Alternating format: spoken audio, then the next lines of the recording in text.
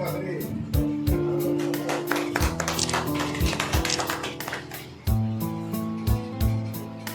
சிறப்பு அழைப்பாளர்கள்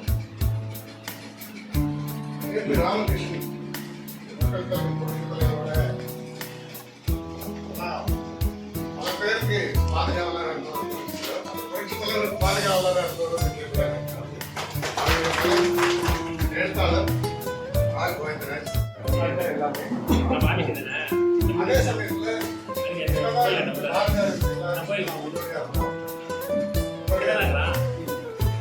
பாரதிதாசன் சென்னை பொறுத்தவரை பாரதியாரோட ஒரு படி மேலே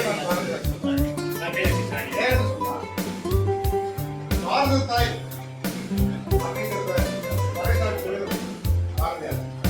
தமிழ் தாயை மட்டுமே பறைசாற்று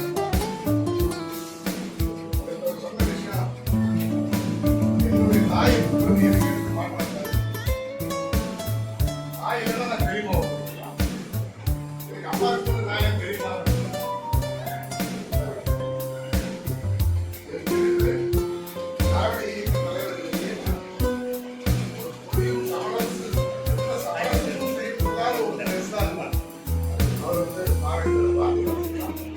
அவருடைய பெயர்ல அவங்க அறக்கட்டளை வச்சு பல விதமான நடவடிக்கை ஆரம்பிச்சிருக்காங்க.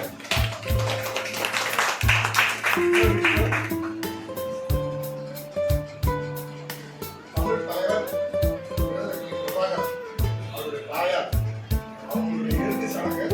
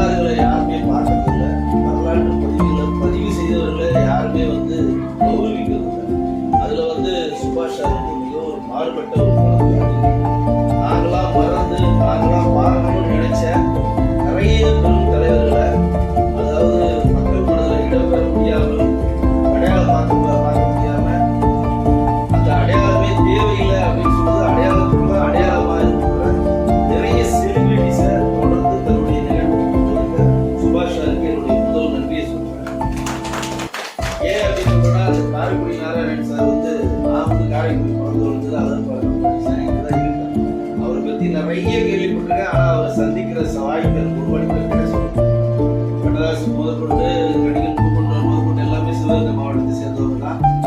ஆனால் இவர் தான் காரைக்குடி நாராயணன்றதை எனக்கு ஒரு 5 நிமிஷம் கீழே தெரியல. எல்லா நிகழ்வும் சொல்றாரு. அப்புறம் இதெல்லாம் நம்ம அப்படி இன்விடேஷன் பார்க்காம அப்பதான் தெரிஞ்சுது பெரிய ஒரு செலிபிரிட்டி சார். நம்மலாம் இன்னும் கொண்டாடாம இருக்கோம், இன்னும் மக்களுக்கு அடையாளப்படுத்தாம இருக்கோம் அப்படின்றதுனாலதான் மிகப்பெரிய ஒரு மகிழ்ச்சியை வெளிப்படுத்துறது சொல்றேன். தியாகத்தலிகார் சார் பற்றி சொல்லவே வேணாம். விஜயகாந்த் அவர்களுக்கு அரசியலுடைய அடித்தளத்தை எஸ்எஸ்சி ஏற்படுத்தி கொடுத்திருந்தாலும் தன்னுடைய கூர்மையான வசனங்களால் மக்களை ஈர்க்கிற சக்தியை கொடுத்தவர் தியாகத்தலிகார் சார். அவருக்கு ஒரு கைதட்டி கொடுத்தார். அப்புறம் காமராஜர்களோட பேட்டி வந்திருக்காங்க, ராஜா சார் இந்த தங்கை எடுத்து அம்மா வந்திருக்காங்க. இன்னும் மோகன் சார் ஜோதி சார் ஜோதி மோகன் சார் ஜனா சார்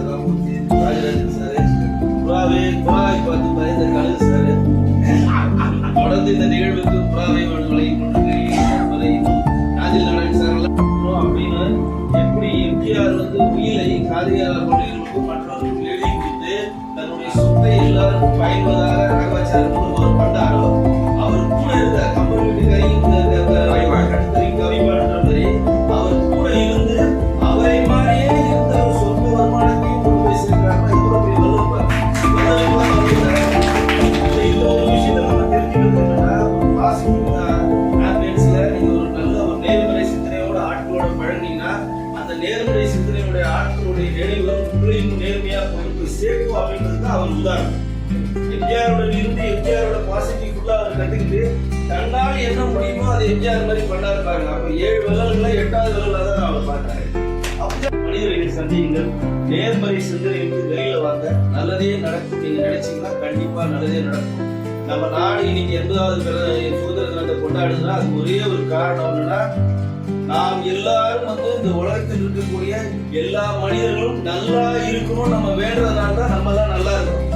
இல்லாட்டி பங்களாதேஷ் மேல நம்ம முட்டிட்டு இருப்போம், நேபாள் மேல முட்டிட்டு இருப்போம், இலங்கை மேல முட்டிட்டு இருப்போம், ஆப்கானிஸ்தான் மேல முட்டிட்டு இருப்போம். இந்த பாசிட்டிவ் இந்த பிரபஞ்சத்துல 90% பேர் எல்லாருமே இந்தியா நல்லா இருக்கும், இந்தியா இருக்கவங்கள நல்லவர்கள். உங்க வீட்டுக்கு வந்து ஒரு சாப்பாடுன்னு கேட்டா யாருமே அடிச்சு கொடுத்த மனநிலை இந்தியாவில் யாருமே இருக்க மாட்டாங்க. அவங்க வீட்டுல ஒரு 2 இட்லி இருந்தா ஒரு 2 இட்லி கொடுப்பாங்க. அந்த மாதிரி மனநிலை தொடர்ந்து நம்ம வைத்திருக்கிறதுனாலதான் பல பிரச்சனைகள் நம்ம நாட்டில் சுற்றினாலும் நம்ம நாடு இன்றைக்கு மிகப்பெரிய ஒரு வல்லரசு நோக்கி பாரதி 2050 வந்து பெரிய வெற்றியை நம்ம அடைவோம் அப்படின்னு கட்டத்தில் நல்ல ஒரு வாய்ப்பை கொடுத்து இந்த சுதந்திர விழாவில் எல்லாம் சந்திச்சிருக்கோம். அண்ணன் வந்து தேவதேவிகளுடைய அரசு உள்ளவர் பாரதி நாராயணன் எல்லாரையும் சந்திக்கிற நல்ல வாய்ப்பு பாராட்டு நன்றி.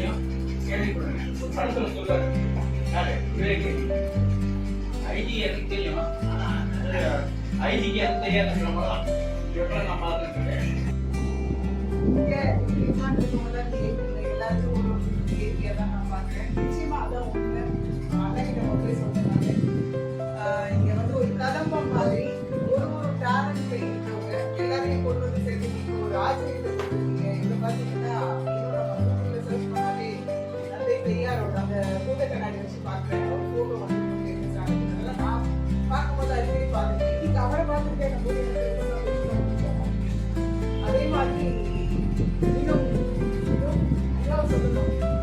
படம் நம்ம நிறைய பார்த்துருக்கோம்.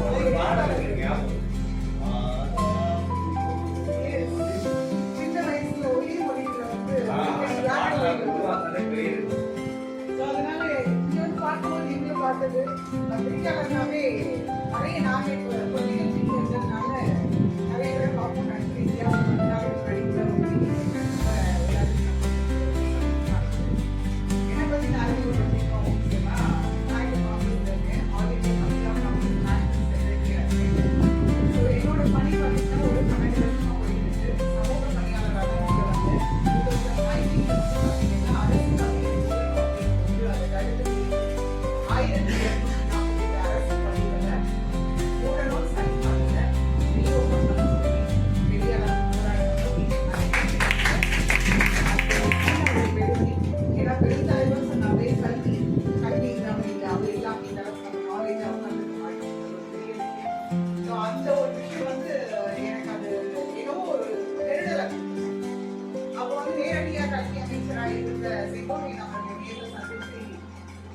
என்ன வழி நீங்க சொல்லுங்க. நான் எனக்கு தெரிஞ்சதை நான் சண்டைலாம் போட்டேன். நீங்க எல்லாருமே வந்து எம்எல்ஏவா இருக்கவங்க, எம்பியா இருக்கவங்கன்னா கல்லூரி ஸ்கூலுக்கு கரெக்ட் அனுமதி கொடுத்தீங்கன்னா அப்ப எப்படி லோக்கல் ஸ்கூல் வந்து ஒழுங்கா இருக்கும். அப்ப நீங்க ஸ்கூலுக்காக பாருங்க, 130 ஸ்கூல் ஆதித்யா ஸ்கூல் வந்து எல்லாத்தையும் நேரடியாக நான் விசிட் பண்ணேன்.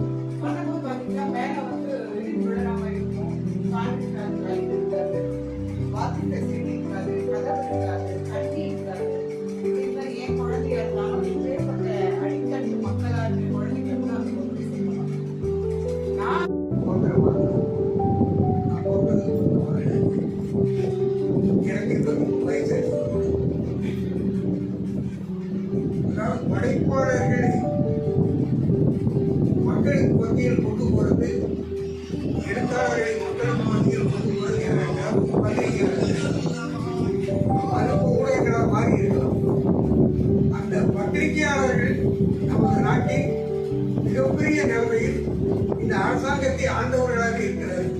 தமிழ்நாட்டை ஆண்டவர்களாக அண்ணா ஒரு பத்திரிகையாளர் தான், கருணாநிதி ஒரு பத்திரிகையாளர் தான், கண்ணதாசன் நாட்டை ஆளவிட்டாலும் அரசு வைக்க வந்தார், அவர் ஒரு பத்திரிகையாளர் தான், எம்ஜிஆர் ஒரு பத்திரிகையாளர் தான், நடிகர் குரல் என்ற பத்திரிகையின் ஆசிரியராக இருந்தார். பத்திரிகையாளர்கள் இல்லாவிடில் எங்களுக்கெல்லாம் ஒரு போக்கஸே கிடைக்காது. பல ஆண்டுகளுக்கு முன்னால நம்பி வா தலைமையேற்கவாது இப்போ அண்ணே வாங்க நிகழ்ச்சிக்கு தம்பி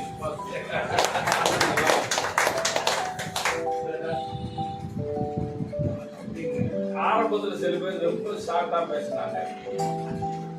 அதை கூட இப்படி சுருக்கமா முடிச்சுட்டு போறீங்க அப்படின்னாங்க. நான் நினைச்சேன் ரொம்ப சுருக்கமா பேசினாங்க. அப்புறம் பேசுறப்ப நிறைய பேசினாங்க. இப்ப என்ன நினைச்சிருந்துச்சு, இப்ப நம்ம நிறைய பேசலாம். அந்த கடைசியில் பேசுறது ஒரு சிக்கல் அப்படின்னா அது வரைக்கும் கேட்டுருப்பாங்க. கடைசியா வைக்கும் போது எப்படா கிளம்பலாம்னு நினைச்சுக்கோங்க. ஆனா பத்திரிகையாளர்கள் அப்படி இல்லைங்கிறது ஏன்னா அவங்க கடைசி வரைக்கும் இருந்துட்டு போறோம். இப்ப நான் வந்து என்ன பேசலாம் அப்படின்னா எதை வேணாலும் பேசலாங்கிற மாதிரி அந்த நிகழ்வு இருக்குது. இருந்தாலும் இங்க நடந்த சம்பவங்கள், கேட்ட கேள்விகள், பேசுற பேச்சை வச்சு ஆரம்பிக்கலாம். முதல்ல தம்பி வெங்கடேஷ் என்னைய அரசியல் குரு அப்படின்னாரு. அவரு குருவை மித்திய சிஷியனா மாறி இருப்பாங்க நினைக்கிறேன். ஏன்னா அந்த அளவுக்கு இப்ப தீவிர அரசியல். அதுக்கப்புறம் நான் பார்த்து வியந்தது காமராஜர் ரொம்ப அமைதியா இருந்தாங்க. கீழே உட்கார்ந்து சிறை கெஸ்டா வந்திருக்காங்க. ஆனா இங்க பேசுற பிரதமர் தெரியுது இந்த அமைதிக்கு எவ்வளவு புயல் இருக்கு, எவ்வளவு சுனாமி இருக்குங்கிற அனுபவத்தை சொல்றேன். திருப்பி வேற நீங்க நான் ஹைஸ்கூல்ல படிக்கும் போது சுப்பிரமணியன் ஹிந்தி வாத்தியார் அவர் பாடம் நடத்துறவங்க நான் பாடத்தை கேட்க நான் மட்டும் இல்ல 4-5 பேருக்கு ஒரு பாக்கி பசங்க கூட இடையே ஏன் திருப்பி போகணும் அப்படி வச்சிருவோம். அவர் பாப்பா டேய் சரி நீ கவனிக்க மாட்டேன், நீ 4 பேர் கவனிக்க பரிச்சு டெஸ்ட் வைப்பாரு. கொடுத்த உடனே கொஸ்டின் பேப்பர் கொடுத்ததுமே நான் வெள்ளை பேப்பர்ல பேரை மட்டும் எழுதி அப்படி படிச்சு ஆன்சர் எழுதாம அப்படியே அவர்கிட்ட கொடுத்துட்டு என் பின்னாலேயே ஒரு 25 எழுத மாட்டேன், ஆன்சர் எழுதலாம் அப்படின்னு சொல்லுவார். ஏய் நீங்க போ, நீங்க சொல்லாம எத்தனை பேர் கேட்டு கொண்டு போற, என்னைக்காவது ஒரு நாள் நீ வந்து அதை ஃபீல் பண்ணுறாங்க.